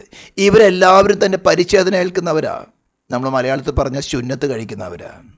പക്ഷെ വാഗ്ദത്തം എവിടെയാണ്? 15-ാം അധ്യായത്തിലുണ്ടായിരുന്ന വിശ്വാസത്തിൻ്റെ അടയാളമായിട്ടാണ് 17-ാം അധ്യായത്തിൽ പരിച്ഛേദന എന്ന നിയമം കൊടുത്തത്. വിശ്വാസത്തിൻ്റെ അടയാളമാണ് പരിച്ഛേദന. വിശ്വാസം എന്താണ്? നിന്റെ സന്തതി. അത് അനേകര് സന്തതികൾ എന്ന് അനേകരെ കുറിച്ചല്ല, ഏകനെ കുറിച്ച് അത്ര പറഞ്ഞിരിക്കുന്നത്. അത് ക്രിസ്തു തന്നെ. അത് വരണമെങ്കിൽ ഇസ്ഹാക്കിൽ നിന്ന് യാക്കോബിൽ നിന്ന് യഹൂദ ഗോത്രത്തിൽ ജനിച്ചവനായ നസറേനായ യേശു ക്രിസ്തുവിനെ കുറിച്ച് പറഞ്ഞിരിക്കുന്നതാണ്. അപ്പോൾ അബ്രാഹാമിൻ്റെ വിശ്വാസമാണ് ഈ പരിച്ഛേദന ഏറ്റവരൊക്കെയും വിശ്വസിക്കുന്നതെങ്കിൽ അവരുടെ പരിച്ഛേദനയ്ക്ക് വിലയുണ്ട്. അവണ്ണം തന്നെ ക്രൂശിക്കപ്പെട്ടവനായ ക്രിസ്തുവിൻ്റെ സുവിശേഷത്തിൽ വിശ്വസിക്കുന്ന നിങ്ങൾക്കാണെങ്കിൽ നിങ്ങൾക്ക് ഈ പെസഹ അല്ലെങ്കിൽ കർത്തൃമേശ ആചരിക്കുന്നത് കൊണ്ട് അനുഗ്രഹമുണ്ട്. അല്ലെങ്കിൽ മുസ്ലിമുകളെ പോലെ സുന്നത്ത് കഴിക്കുന്നതിന് തുല്യമുള്ളൂ നിങ്ങളുടെ ക്രിസ്തുവിലുള്ള വിശ്വാസം. ഇതിനെ ഞാൻ കുറച്ചുകൂടി ആഴത്തിൽ വിവരിക്കാൻ ആഗ്രഹിക്കുകയാണ്. അല്പമായിട്ട് നിങ്ങൾക്കൊരു ചെറിയ വിഷമം തോന്നും, മുറിവുണ്ടാവാൻ തന്നെയാണ് ഞാൻ സംസാരിക്കുന്നത്. പുറപ്പാടിൻ്റെ പുസ്തകം 12-ാം അധ്യായത്തിൻ്റെ 1 തുടങ്ങി 7 വരെയുള്ള വാക്യങ്ങൾ വിവരിച്ചിരിക്കുന്നത് അറുക്കപ്പെടാൻ പോകുന്ന കുഞ്ഞാടിനെ കുറിച്ചുള്ള വിഷയമാണ്. അത് നമ്മുടെ കർത്താവായ യേശു ക്രിസ്തുവിൽ നിവർത്തിക്കപ്പെട്ടുവെന്നും ദൈവം അവനെ മരിച്ചവരുടെ ഇടയിൽ നിന്ന് ഉയർത്തെഴുന്നേൽപ്പിച്ചുകൊണ്ട് അത് സ്ഥിരീകരിച്ചുവെന്നും റോമാലേഖനം 1-ാം അധ്യായത്തിൻ്റെ മലയാളത്തിലാണെങ്കിൽ 5-ാം വാക്യവും ഇംഗ്ലീഷിലാണെങ്കിൽ 4-ാം വാക്യത്തിലാണെന്ന് തോന്നുന്നു. ജഡം സംബന്ധിച്ച് ദാവീദിൻ്റെ സന്തതിയിൽ നിന്ന് ജനിക്കുകയും മരിച്ചിട്ട് ഉയർത്തെഴുന്നേൽക്കയാൽ വിശുദ്ധിയുടെ ആത്മാവ് സംബന്ധിച്ച് ദൈവപുത്രൻ എന്ന് ശക്തിയോടെ നിർണയിക്കപ്പെടുകയും ചെയ്തിരിക്കുന്നവനാലല്ലോ ഞങ്ങൾ അവൻ്റെ നാമത്തിനായി സകല ജാതികളുടെയും ഇടയിൽ വിശ്വാസത്തിന് അനുസരണം വരുത്തേണ്ടതിന്, വിശ്വാസിക്കുക മാത്രമല്ല വിശ്വാസത്തിന് അനുസരണം വരുത്തേണ്ടതിന് കൃപയും അപ്പസ്തോലത്വം പ്രാപിച്ചത്. ഇത് ഞങ്ങളുടെ ഡ്യൂട്ടിയാണ്. അനേകർ വിശ്വസിച്ചെന്ന് പറഞ്ഞ വിശ്വാസത്തിന് അനുസരണമില്ലെങ്കിൽ നിൻ്റെ വിശ്വാസത്തിനൊരു വിലയുമില്ല. അത് വേറൊരു വിഷയമാണ്. പുറപ്പാട് പുസ്തകം 12-ാം അധ്യായത്തിലേക്ക് ഞാൻ കടന്നു വരികയാണ്. 12-ാം അധ്യായത്തിൻ്റെ 8-ാം വാക്യം തുടങ്ങി വായിക്കുകയാണെങ്കിൽ ഇത് 12-ാം അധ്യായത്തിൻ്റെ 8-ാം വാക്യം വരെ വായിക്കുകയാണെങ്കിൽ ഈ പെസഹ തിന്നുന്ന വ്യക്തികളെ കുറിച്ചുള്ള വിവരണമാണ്. 7-ാം വാക്യം വരെ പറഞ്ഞിരിക്കുന്നത് അറുക്കപ്പെടാൻ പോകുന്ന പെസഹ കുഞ്ഞാടിനെ കുറിച്ചുള്ള വിവരണങ്ങളാണ്. അത് ക്രിസ്തുവിൽ നിവർത്തിക്കപ്പെട്ടു. 8-ാം വാക്യം തുടങ്ങി പറഞ്ഞിരിക്കുന്നത് അന്ന് രാത്രിയിൽ അവർ തീയിൽ ചുട്ടതായിട്ടുള്ള മാംസവും പുളിപ്പില്ലാത്ത അപ്പവും തിന്നണം, കയ്പിച്ചിരിയോടുകൂടെ അത് തിന്നണം. തലയും കാലും അന്തർഭാഗങ്ങളുമായി തീയിൽ ചുട്ടിട്ടല്ലാതെ പച്ചയായിട്ടോ വെള്ളത്തിൽ പുഴുങ്ങിയതായിട്ടോ തിന്നരുത് എന്ന് പറഞ്ഞാൽ ഇംഗ്ലീഷിലാകട്ടെ മലയാളത്തിലാകട്ടെ ഏതൊരു ലാംഗ്വേജിലാകട്ടെ ഒരു സ്റ്റേറ്റ്മെൻറ്റിനെ മറ്റൊരു സ്റ്റേറ്റ്മെൻറ്റിനെ കൊണ്ട് റീഇൻഫോഴ്സ് ചെയ്യുക, സപ്പോർട്ട് ചെയ്യുക, ബലപ്പെടുത്തുന്നുണ്ടെങ്കിൽ അതിൻ്റെ അർത്ഥം ആ സ്റ്റേറ്റ്മെൻറ്റ് വളരെ തീവ്രതയുള്ളതാണ്, കാഠിന്യമുള്ളതാണ്, ഒരു കാലത്തും മാറ്റാൻ പാടില്ലാത്തതാണ്. ദൈവത്തിൻ്റെ എല്ലാ വചനങ്ങളും അങ്ങനെ തന്നെയാണ്. പക്ഷേ ചില കാര്യങ്ങൾ നമുക്കറിയാൻ സാധിക്കും, ഒരു സ്റ്റേറ്റ്മെൻറ്റിനെ മറ്റൊരു സ്റ്റേറ്റ്മെൻറ്റ് കൊണ്ട് റീഇൻഫോഴ്സ് ചെയ്തിരിക്കുന്നു.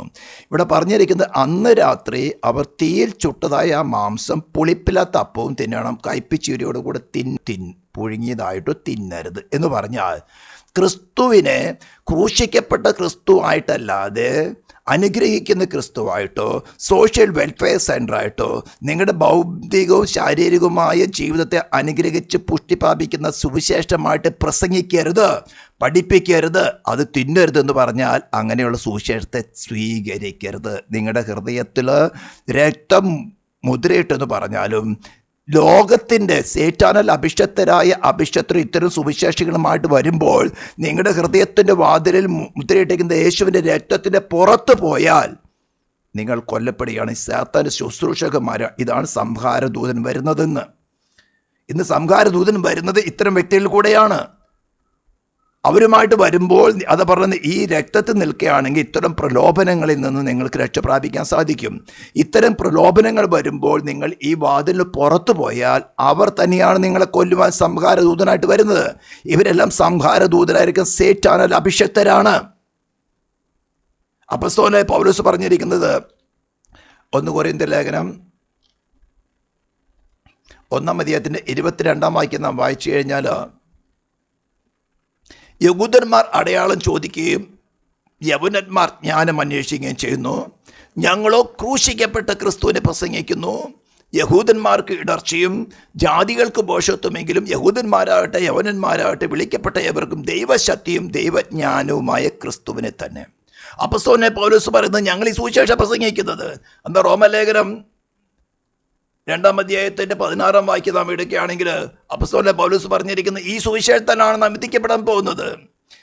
യേശു ക്രിസ്തു മുഖാന്തരം മനുഷ്യരുടെ രഹസ്യങ്ങളെ എൻ്റെ സുവിശേഷ പ്രകാരം വിധിക്കുന്ന നാളിൽ നീ ഒരു നാൾ ക്രിസ്തുവിൻ്റെ സിംഹാസനത്തിന് മുമ്പിൽ നിൽക്കുമ്പോൾ നിന്നെ വിധിക്കുന്നത് ഈ ക്രൂശിക്കപ്പെട്ടവനായ ക്രിസ്തുവിൻ്റെ സുവിശേഷം മുഖാന്തരമാണ്. അതായിരിക്കും നിന്നെ വിധിക്കുന്നതിൻ്റെ ബേസിസ്. ഈ ലോകത്തിൻ്റെ സുവിശേഷമോ ഈ ശരീരത്തിൻ്റെ നന്മകളെയോ ഭൗതികമായ നന്മകളെ പ്രസ്താവിക്കുന്ന സേത്താൻ്റെ അഭിഷേകത്തിൻ്റെ സുവിശേഷം നീ കേട്ട് നീ ദശാംശം കൊടുത്തോ, നീ സ്വോത്ര കാഴ്ച കൊടുത്തോ, നീ വിസ കിട്ടിയോ, അനുഗ്രഹം കിട്ടിയോ എന്നുള്ള സാക്ഷ്യമല്ല നിന്നെ വിധിക്കുന്നത്. നീ ക്രൂശിക്കപ്പെട്ടവനെ ക്രിസ്തുവിൻ്റെ സുവിശേഷം കേട്ടുകൊണ്ട് തീയിൽ ചൂട്ടതായിട്ടുള്ള മാംസം പുളിപ്പില്ലാത്ത അപ്പത്തോട് കയ്പിച്ചീരിയോടും കൂടെ തിന്നിട്ടുണ്ടോ, കയ്യിൽ വടി പിടിച്ചും കാലി ചെരുപ്പിട്ടും അരമുറുക്കിയുമാണോ നീ തിന്നിരിക്കുന്നത് എന്നാണ് നീ ക്രിസ്തുവിൻ്റെ സിംഹാസനത്തിന് മുമ്പ് നിന്നെ വിധിക്കാൻ പോകുന്നത്. ഇത് ക്രിസ്തുവിന് തീ ചുട്ടതായിട്ടുള്ള മാംസം എങ്ങനെയാണ് തിന്നുന്ന വിഷയത്തെക്കുറിച്ചുകൊണ്ട് ഞാൻ the hard saints of the Bible എന്ന് പറഞ്ഞുകൊണ്ട് ഒരു എപ്പിസോഡ്, അനേക എപ്പിസോഡുകളുണ്ട്. അതിനകത്ത് ഈ ഒരു വിഷയം റെക്കോർഡ് ചെയ്തിട്ട് യൂട്യൂബിലിട്ടുണ്ട്. താഴെ നിങ്ങൾക്ക് അതിൻ്റെ ലിങ്ക് ഉണ്ട് ഡിസ്ക്രിപ്ഷനിൽ, നിങ്ങൾക്ക് നോക്കി അത് കാണാൻ സാധിക്കും. ഇന്ന് ഈ ഒരു വിഷയം പറഞ്ഞുകൊണ്ട് കത്തോലിക്ക സഭ ദൈവം തൻ്റെ പുത്രൻ നൽകി അവൻ്റെ ഏക യാഗത്താൽ മാനവജാതിയുടെ മേൽ ദൈവിക ഭരണകൂടം വിധിച്ച ശിക്ഷ തൻ്റെ ശരീരമെന്ന ഏക യാഗത്താൽ പരിഹാരം നടത്തിക്കൊണ്ട് അവനെ മരിച്ചവിടെ നിന്ന് ഉയർത്തെഴുന്നേൽപ്പിച്ച് മഹിമയുടെ വലത്ത് ഭാഗത്തിരിക്കുന്ന ക്രിസ്തുവിനെ തന്നെ, അതേ ക്രിസ്തുവിനെ ബ്ലഡ്ലെസ് സാക്രിഫൈസ് ആയിട്ട്, ആദ്യത്തെ സാക്രിഫൈസ് ബ്ലഡ് ചൊരിഞ്ഞുള്ള സാക്രിഫൈസ് ആയിരുന്നു, ആ രക്തമാണ് വിശ്വസിക്കുന്നവരുടെ ഹൃദയം തളിക്കപ്പെടുന്നത്. അതുപോരാ എന്ന് പറഞ്ഞുകൊണ്ട് ഒരു ബ്ലഡ്ലെസ് സാക്രിഫൈസ് ആയിട്ട് ഈ മഹിമയുടെ വലത്ത് ഭാഗത്ത് സ്വർഗത്തിലും ഭൂമിയിൽ സകല അധികാരമുള്ള സർവ്വത്തിൻ്റെ മീതെ ദൈവമായിരിക്കുന്ന ക്രിസ്തുവിനെ കത്തോലിക്ക പുരോഹിതന്മാർ കുർബാനയിൽ കൂടെ അവരുടെ ഓൾട്ടറിലേക്ക്, അവിടെ ആൾത്താരയിലേക്ക് വിളിച്ചു വരുത്തി അവന് വീണ്ടും കീറി മുറിച്ച് ജനങ്ങൾക്ക് ബ്ലഡ്ലെസ് സാക്രിഫൈസിൻ്റെ അംശം കൊടുക്കുകയാണ്, മാംസം കൊടുക്കുകയാണ്, രക്തം കൊടുക്കുകയാണ്. ആമേൻ. ലോകം കണ്ടതിൽ ഏറ്റവും വലിയ പാപവും കൊലപാതകമാണ് ചെയ്യുന്നത്. അമേരിക്ക ജപ്പാനിൽ ആറ്റം ബോംബ് ഇട്ടപ്പോൾ, ഹിരോഷിമയിൽ യുറേനിയം ബേസ്ഡുള്ള ആറ്റം ബോംബ് ഇട്ടപ്പോൾ എൻ്റെ ഓർമ്മ ശരിയാണെങ്കിൽ 67,000 പേരായിരുന്നു മരിച്ചത്. നാഗസാക്കിയിൽ പ്ലൂട്ടോണിയം ബേസിസ് ആയിട്ടുള്ള ആറ്റം ബോംബ് ഇട്ടുമ്പോൾ 1,20,000 പേരായിരുന്നു മരിച്ചത്. അതിൻ്റെ പ്രഖ്യാതങ്ങൾ ഇന്നും ജപ്പാനിൽ ജനിക്കുന്ന കുഞ്ഞുങ്ങൾക്കുണ്ടായിക്കൊണ്ടിരിക്കുകയാണ്. അതിനേക്കാളും വലിയ കൊലപാതകമാണ് കുർബാന എന്ന വിഷയത്തിൽ കൂടെ, അല്ലെങ്കിൽ മാസ് എന്ന വിഷയത്തിൽ കൂടെ കത്തോലിക്ക സഭ മാനവജാതി വഞ്ചിച്ച് ചെയ്തുകൊണ്ടിരിക്കുന്നത്. ലോകത്തിൽ ഏകദേശം 2 മില്യൺ കത്തോലിക്ക ദേവാലയങ്ങളുണ്ടെന്നാണ് കണക്കുള്ളത്.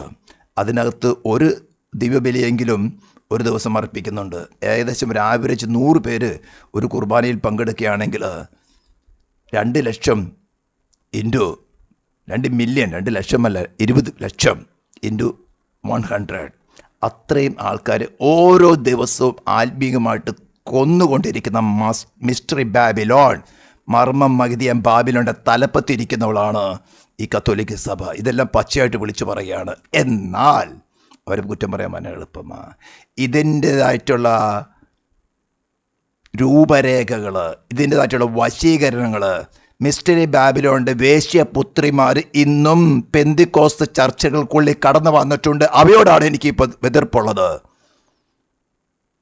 കത്തോലിക്ക മിസ്റ്ററി ബാബിലോണെന്ന് പറയാൻ അത് കണ്ടം ചെയ്തതാണ്. പക്ഷേ ദേവദാസന്മാർ 1 നൂറ്റാണ്ട് 2-ാം നൂറ്റാണ്ട് വളരെ വില കൊടുത്തുകൊണ്ട് അപ്പോസ്തലൻ പൗലോസ് അന്നേ വാണിംഗ് തന്നിരുന്നു. അധർമ്മത്തിൻ്റെ മർമ്മം ഇപ്പോഴേ വ്യാപരിക്കുന്നുണ്ട്. വളരെ ശക്തമായ ഇതിനെ എതിർത്തുകൊണ്ട് വെട്ടിമാറ്റിക്കൊണ്ടിരുന്നു. അതേ വെട്ടിമാറ്റാനുള്ള ശുശ്രൂഷയാണ് അഭിഷേകരായ ദേവദാസന്മാർക്ക് തന്നിരിക്കുന്നത്. നിന്നെ വിധിക്കുന്നത്, നിന്നെ അനുഗ്രഹിക്കുന്ന സുവിശേഷം നീ ഏറ്റെടുത്തു, ദശാംശം കൊടുത്തു, അനുഗ്രഹം പ്രാപിച്ചു എന്നുള്ള ക്രൂശിക്കപ്പെട്ട ക്രിസ്തുവിൻ്റെ സുവിശേഷമാണോ നീ സ്വീകരിക്കുന്നത്? തീയിൽ ചുട്ടമായിട്ടുള്ള മാംസമാണോ? പുളിപ്പില്ലാത്ത അപ്പത്തോടു കൂടിയാണോ? കയ്പിച്ചീരയോടു കൂടിയാണോ തിന്നുന്നത്? നീ രക്ഷിക്കപ്പെട്ട 1-ാം ദിവസം തന്നെ നിൻ്റെ വീട്ടിൽ നിന്ന് പുളിച്ച മാവ് നീക്കി കളഞ്ഞിട്ടുണ്ടോ? ഉപദേശത്തിലുള്ള പുളിപ്പ്, ആരാധനയിലുള്ള പുളിപ്പ്, സാൻമാർഗ ജീവിതത്തിലുള്ള പുളിപ്പ് നിൻ്റെ വീട്ടിൽ നിന്ന് നീക്കി കളഞ്ഞിട്ടുണ്ടോ? ആ വാക്യം ഒന്ന് എടുത്ത് വായിക്കാം. പുറപ്പാട് പുസ്തകം 12-ാം അധ്യായത്തിൻ്റെ 15-ാം വാക്യം. 7 ദിവസം നിങ്ങൾ പുളിപ്പില്ലാത്ത അപ്പം തിന്നണം. 1-ാം ദിവസം തന്നെ പുളിച്ച മാവ് നിങ്ങളുടെ വീടുകളിൽ നിന്ന് നീക്കണം. നീ രക്ഷിക്കപ്പെട്ടു, യേശുവിൻ്റെ രക്തം നിന്റെ ഹൃദയത്തിൽ തെളിക്കപ്പെട്ടു, സംഹാരദൂതം വരികയില്ലെന്ന് പറഞ്ഞുകൊണ്ട് നിന്റെ വീടിനകത്ത് മുഴുവൻ ഉപദേശത്തിലുള്ള പുളിപ്പ്, ക്രൂശിക്കപ്പെട്ട ക്രിസ്തുവിൻ്റെ സുവിശേഷമല്ലാതെ അനുഗ്രഹിക്കുന്ന സുവിശേഷമോ കള്ളപ്രവചനങ്ങളോ മറ്റു ദശാംശം കൊടുത്തുകൊണ്ട് പോക്കറ്റടിക്കുന്ന വിഷയങ്ങളോ ഇതുപോലുള്ള കുർബാന പോലെയുള്ള വിഷയങ്ങൾ നിന്റെ ഹൃദയത്തിൽ വസിക്കുന്നുണ്ടെങ്കിൽ നിന്റെ വീട് നിറയെ പുളിച്ച മാവാണ്. 1-ാം ദിവസം മുതൽ 7-ാം ദിവസം വരെ ആരെങ്കിലും പുളിപ്പുള്ള അപ്പം തിന്നാൽ അവനെ ഇസ്രായേലിൽ നിന്ന് ഛേദിച്ച് കളയണം. 1-ാം ദിവസത്തിലും 7-ാം ദിവസത്തിലും നിങ്ങൾക്ക് വിശുദ്ധ സഭായോഗം ഉണ്ടാകണം. അന്ന് അവരവർക്ക് വേണ്ടുന്ന ഭക്ഷണം ഒരുക്കുകയല്ലാതെ ഒരു വേലയും ചെയ്യരുത്.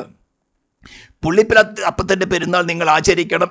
ഈ ദിവസത്തിൽ തന്നെയാവുന്നു ഞാൻ നിങ്ങളുടെ ഗണങ്ങളെ മിസ്രൈം ദേശത്ത് പുറപ്പെടുവിച്ചിരിക്കുന്നത്. അതുകൊണ്ട് ഈ ദിവസം തലമുറയായി നിത്യതയുമായി നിങ്ങൾ ആചരിക്കണം. 1-ാം മാസം 14-ാം തീയതി വൈകുന്നേരം മുതൽ ആ മാസം 21-ാം തീയതി വൈകുന്നേരം വരെ നിങ്ങൾ പുളിപ്പില്ലാത്ത അപ്പം തിന്നാണ്. 7 ദിവസം നിങ്ങളുടെ വീടുകളിൽ പുളിച്ച മാവ് കാണരുത്. ആരെങ്കിലും പുളിച്ചത് തിന്നാൽ പരദേശിയായാലും സ്വദേശിയായാലും അവൻ ഇസ്രായേൽ സഭയിൽ നിന്ന് ഛേദിച്ചു കളയണം. പുതിയ നിയമസഭയിൽ ആത്മീകമാണ്. ഒരുവൻ ആത്മീകമായിട്ട് ജനിക്കുമ്പോൾ അവൻ്റെ ശരീരത്തിൻ്റെ രൂപാന്തരം വരുന്നില്ല, അവൻ്റെ സ്വഭാവത്തിന് ചെറിയ മാറ്റങ്ങൾ വരുന്നു. അവൻ്റെ എക്സ്റ്റേണൽ അപ്പിയറൻസിന് ഫിസിക്കലായിട്ട് മാറ്റമൊന്നും വരുന്നില്ല. ദൈവത്തിൻ്റെ പരിശുദ്ധാത്മാവാണ് അപ്പോസ്തല പ്രവൃത്തി വളരെ വ്യക്തമായിട്ട് 2-ാം അധ്യായത്തിൽ എഴുതിയിരിക്കുന്നത്. രക്ഷിക്കപ്പെടുന്നവരെ കർത്താവ് തൻ്റെ ശരീരമാണെന്ന് സഭയോട് ചേർത്തുകൊണ്ടിരുന്നു. അവന് തന്നെ ആരെങ്കിലും പുളിച്ചത് തിന്നാൽ നീക്കിക്കളയുന്നത് കർത്താവ് തന്നെയാണ്. പിന്നെയും പഴയ അന്യഭാഷയും പിന്നെ പഴയ പാട്ടും പിന്നെ പഴയ കർത്തൃമേശയുമായിട്ട് സഭയിൽ കടന്നു വന്ന് വിശുദ്ധിയും വേർപാട് കൂടെ നിൽക്കുന്നവരെ പോലും തിന്നുകളയും. ഇതാണ് പെന്തിക്കോസ്ത് സഭയ്ക്ക് ഇന്ന് സംഭവിച്ചിരിക്കുന്നത്. നമ്മുടെ കൺവെൻഷൻ സ്റ്റേജുകളിൽ അത് വ്യക്തമായിട്ട് കാണുന്നുണ്ടല്ലോ. അതുകൊണ്ട് എന്നെയും നിന്നെയും വിധിക്കാൻ പോകുന്നത് ക്രൂശിക്കപ്പെട്ടവനായി ക്രിസ്തുവിൻ്റെ സുവിശേഷം വെച്ചുകൊണ്ടാണ്. അതിന് വളരെ സീരിയസ് ആയിട്ട് ചിന്തിക്കേണ്ട ഒരു വിഷയമാണ്. ആമേ സ്തോത്രം. ഞാൻ പറഞ്ഞല്ലോ ഇവിടെ സ്തോത്രം. അബ്രാഹാമിന് കൊടുത്ത വാഗ്ദത്തത്തിന്മേലുള്ള വിശ്വാസം, നിന്റെ സന്തതി ഇവണ്ണമാകും, അതിലായിരുന്നു അബ്രാഹാം വിശ്വസിച്ചത്. ആ വിശ്വാസം ഇന്ന് ക്രിസ്തുവിലുള്ള വിശ്വാസമാണ്. ആ വിശ്വാസത്തിലുള്ള തുടർച്ചയാണെങ്കിൽ ഈ പരിച്ഛേദനയേറ്റവർക്കൊക്കെ ഈ ശുന്നത്ത് കഴിക്കുന്നവർക്കൊക്കെയും അനുഗ്രഹം ലഭിച്ചേന്. അബ്രാഹാമിൻ്റെ സന്തതിയാണെന്ന് പറഞ്ഞുകൊണ്ട് കെതൂറിൽ നിന്ന് ജനിച്ച 6 ഗോത്രങ്ങളും ഇസ്മായിൽ നിന്ന് ജനിച്ച 12 ഗോത്രങ്ങളും അവരിൽ നിന്നുള്ള പിന്നെയും വലിച്ച ഗോത്രങ്ങളൊക്കെ ഇന്ന് ശുന്നത്ത് ആചരിക്കുന്നുണ്ട്, പരിച്ഛേദന ആചരിക്കുന്നുണ്ട്. നീയും അവരെ പോലെയാണോ? നീ ക്രൂശിക്കപ്പെട്ട ക്രിസ്തുവിൻ്റെ സുവിശേഷം സ്വീകരിച്ചുകൊണ്ട് നിന്റെ ഹൃദയത്തിൽ അവൻ്റെ രക്തം തെളിക്കപ്പെട്ട് നീ അതിൻ്റെ ഉള്ളിൽ തന്നെ വസിച്ചാൽ, ഞാൻ കുറച്ചുകൂടി പച്ചയായിട്ട് പറഞ്ഞാൽ, നിനക്കൊരു ടെംപ്റ്റേഷൻ വന്നു, ഒരു രോഗം വന്നു, നീ ആശ്രയിക്കുന്നത് യേശുവിൻ്റെ രക്തത്തിന് പുറത്തു പോയി ഈ ലോകത്തിലെ പ്രൊവിഷൻസിലാണെങ്കിൽ യു ആർ ഔട്ട്. നിനക്ക് സാമ്പത്തിക ബുദ്ധിമുട്ട് വന്നു, ഒരു നിന്ദ വന്നു, ഒരു പ്രയാസം കടന്നു വന്നു, നീ ആശ്രയിക്കുന്നതിൻ്റെ ജഡത്തിലാണോ, നീ മറ്റ് ലോകാശ്രയങ്ങളിലാണോ, യു ആർ ഔട്ട്. നീ സംഹാരദൂതനാൽ കൊല്ലപ്പെട്ട് കഴിഞ്ഞു ഓൾറെഡി. നിന്റെ ദൈവത്തിൻ്റെ ആത്മാവ് തന്നെ തൻ്റെ ശരീരം വന്ന് സഭ നിഷേധിച്ചു കളഞ്ഞു. നീ പഴയ അന്യഭാഷ ബുദ്ധി കൊണ്ട് പറയും, പഴയ ബുദ്ധി കൊണ്ടുള്ള പാട്ടുകൾ പാടും, ബുദ്ധി കൊണ്ടുള്ള ആരാധന നടത്തും, ഉപവാസം നടത്തും, ദശാംശം കൊടുക്കും, സ്വോത്രകാഴ്ച കൊടുക്കും, അനുഗ്രഹവും പ്രാപിക്കും. പക്ഷേ നീ ക്രിസ്തുവിൻ്റെ ശരീരം വന്ന സഭയിലല്ല. അതുകൊണ്ടാണ് പറഞ്ഞത് ക്രിസ്തുവിലുള്ള രക്ഷ വളരെ സൗജന്യമാണ്. പക്ഷേ ശിഷ്യത്വം പ്രാപിക്കണമെങ്കിൽ നിനക്കുള്ളത് മുഴുവൻ ചെലവഴിക്കണം. രക്ഷ സൗജന്യമാണ്, പക്ഷെ ശിഷ്യത്വം പ്രാപിക്കണമെങ്കിൽ നിനക്കുള്ളത് മുഴുവനും കൊടുത്താലേ കിട്ടുള്ളൂ.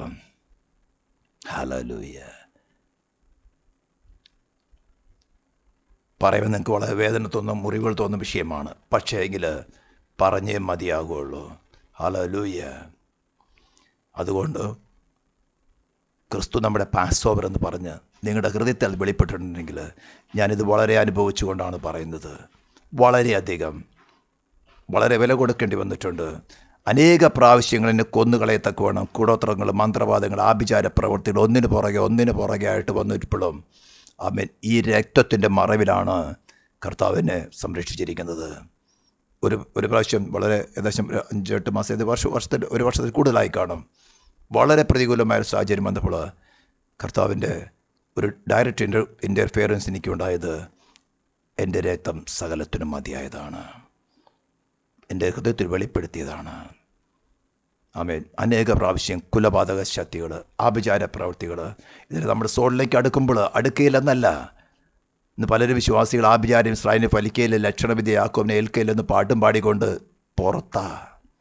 രക്തത്തിൻ്റെ അടയാളമിട്ടിരിക്കുന്ന വാതിലിന് പുറത്ത് ലോകാശ്രയങ്ങൾ ആശ്രയിച്ചുകൊണ്ട് ഈ പാട്ടും പാടിക്കൊണ്ട് സാത്താൻ പാട്ട് ചെണ്ടയും കൂടെ കൊട്ടി കൊടുക്കും. പാടിക്കോ എന്ന് പറഞ്ഞ് നീ രക്തത്തിൻ്റെ മറയിൽ വസിച്ചു നോക്ക്. അപ്പോൾ അറിയാം പ്രതികൂലത്തിൻ്റെ സാഹചര്യം എത്രമാത്രമാണ്. അപ്പോൾ അറിയാം രക്തത്തിൻ്റെ മറവ്. ഊരിപ്പിടിച്ച വാളുമായിട്ട് സംഹാരദൂതനെ വെട്ടിക്കളയാൻ തക്കവണ്ണം ഊരിപ്പിടിച്ച വാളുമായിട്ട് യഹോവ തന്നെ നിനക്ക് വേണ്ടി ഇറങ്ങി വരുന്നത്. ഇത് വളരെ അനുഭവിച്ചുകൊണ്ടാണ് ഞാൻ പറയുന്നത്. കുഷ്ഠരോഗിയുടെ ശുശ്രൂഷ ഞാൻ പല പ്രാവശ്യം പറയാറുണ്ട്.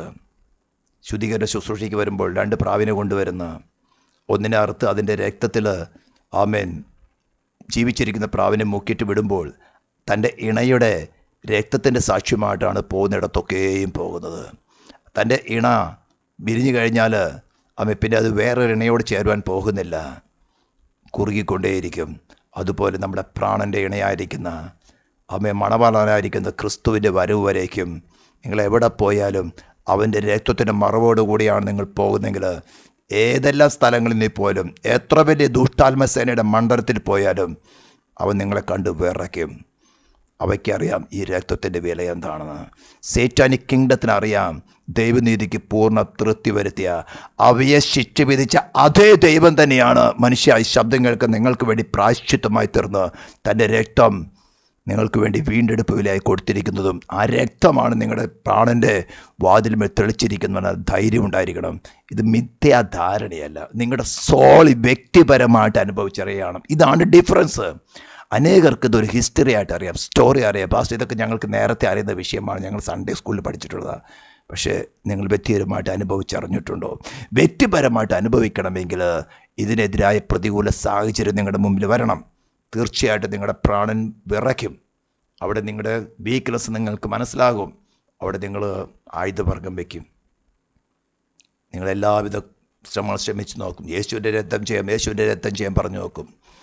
അവൻ നിങ്ങളുടെ പ്രാണനിൽ വെളിപ്പെടാത്തോളം നിങ്ങൾക്ക് ജയിപ്പാൻ സാധ്യമല്ല. ക്രിസ്തുവിൻ്റെ രക്തമല്ല നിങ്ങളെ രക്ഷിക്കുന്നത്, ക്രിസ്തു തന്നെ. നിങ്ങൾ ക്രിസ്തുവിൻ്റെ രക്തം ചെയ്യുമെന്ന് പറഞ്ഞുകൊണ്ടായില്ല. ക്രിസ്തു ഉയർത്തെഴുന്നേറ്റവനായ ക്രിസ്തു തന്നെ നിങ്ങളുടെ സോളിൽ വസിക്കുമ്പോഴാണ് ആ രക്തത്തിന് വിലയുണ്ടാകുന്നത്. ഇന്ന് കത്തോലിക്ക മണ്ഡലത്തിലും എന്നെ ഉപദ്രവിക്കാൻ വരുന്നവർ പോലും തന്നെ, ക്ഷുദ്ര ആത്മചാര പ്രവർത്തികൾക്ക് ആൾക്കാർ വിരിച്ചു കൊണ്ടുവരുന്നവരും തന്നെ യേശുവിൻ്റെ രക്തം ചെയ്യും പറഞ്ഞ് ഞാൻ കേട്ടിട്ടുണ്ട്. അവന് വിളിക്കുന്നത് യേശുവിനെ തന്നെയാണ്, പക്ഷെ അത് മറ്റൊരു യേശുവാണ്. അതിനെക്കുറിച്ച് വിവരിക്കാൻ ഇപ്പോൾ സമയമില്ല. അതുകൊണ്ട് ഇതിൻ്റെ വില വളരെ വലുതാണെന്ന് അനുഭവിച്ചറിഞ്ഞുകൊണ്ട്, വളരെ പ്രൊട്ടക്ഷൻ നൽകുന്നതെന്ന് അനുഭവിച്ചറിഞ്ഞുകൊണ്ട് തന്നെയാണ് ഞാൻ ഈ എപ്പിസോഡ് നിങ്ങളുടെ മുമ്പിൽ അവതരിപ്പിക്കുന്നത്. ദൈവമേ കർത്താവ് ശബ്ദം കേൾക്കുന്ന ഏവരെയും ഈ റിലേഷനിൽ ഉറപ്പിക്കട്ടെ എന്നുള്ള പ്രാർത്ഥനയോടുകൂടെ നമുക്ക് പ്രാർത്ഥിക്കാം. പരിശുദ്ധരും ദൈവമേ സ്വർഗീയ പിതാവേ, തിരുനാമത്തെ വാഴ്ത്തുന്നു സ്തുതിക്കുന്നു. നിൻ്റെ സ്നേഹത്തിനായി കരുതലിനായി സ്തോത്രം. കർത്താവ് ഈ ശബ്ദം കേൾക്കുന്ന ഓരോ വ്യക്തികളെയും അവരേതൊരവസ്ഥയിലായിത്തീർന്നാലും ദൈവനീതിക്ക് തൃപ്തി വരുമാറ് പാപികളും ശത്രുക്കളുമായിരുന്ന ഞങ്ങളെ സ്നേഹിച്ചുകൊണ്ട് ഞങ്ങൾക്കൊരു യോഗ്യതയുമില്ലാത്ത സ്ഥാനത്ത് നിൻ്റെ കൃപയാൽ ഞങ്ങൾക്ക് വേണ്ടി ഒരുക്കിയ പ്രായശ്ചിത്തത്തിൻ്റെ മഹത്വത്താൽ അവരെ രക്ഷിക്കണമേ എന്ന് ഞങ്ങൾ പ്രാർത്ഥിക്കുകയാണ്. എൻ്റെ സ്നേഹത്തിനായി സ്തോത്രം, പ്രാർത്ഥന കേട്ടതിനായി സ്തോത്രം. യേശു ക്രിസ്തുവിൻ്റെ നാമത്തിൽ തന്നെ ആമേൻ.